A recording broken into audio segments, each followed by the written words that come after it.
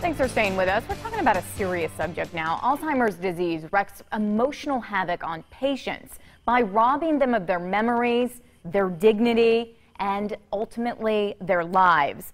The UK Sanders Brown Centre on Aging is holding its 10th annual Markesbery Symposium on Aging and Dementia. That's happening this weekend.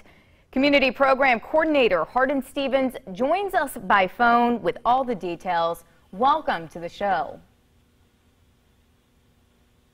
Thank you, Amber. Well, Hardin, tell us about this event. It's the 10th year it's been going on, so it obviously has a long-standing history here in the community. Yes, it does. The Markesbery Symposium is in memory of our first center director, Dr. William Markesbery, and he was the director who led us to do much of the groundbreaking research, which has formed the bedrock for our quest to understand and treat Alzheimer's disease and to improve the quality of life for older adults here in Kentucky and the surrounding area.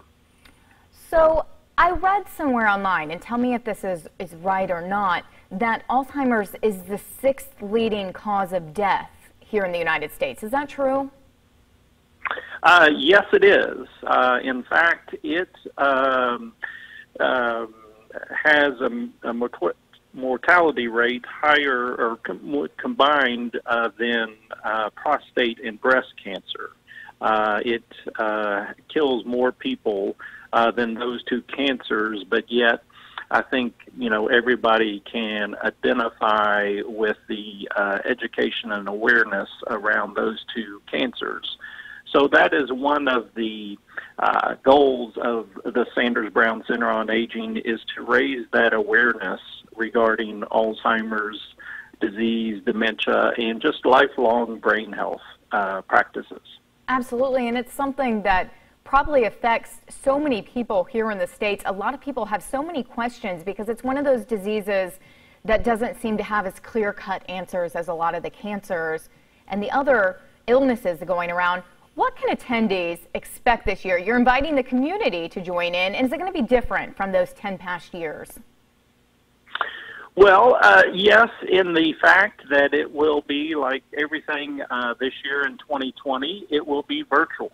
And so we will miss seeing the audience face-to-face and interacting with people. But we do see this as a silver lining that people can attend no matter where their location is, and they can do it from the comfort of their own home.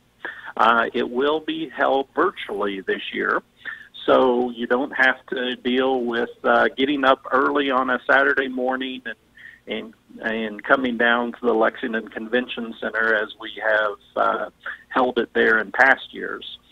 This year you can register and then participate online from the comforts of your own home. Which a lot of people are enjoying. You don't even have to get dressed up to get in there. Now, real quick, I know you have an important keynote speaker this session. Who do you invite to come talk? We have a tradition of bringing in national leaders on the subject of Alzheimer's, and this year is no different. It's Dr. Maria Carrillo. Dr. Carrillo is the Chief Science Officer with the National Alzheimer's Association.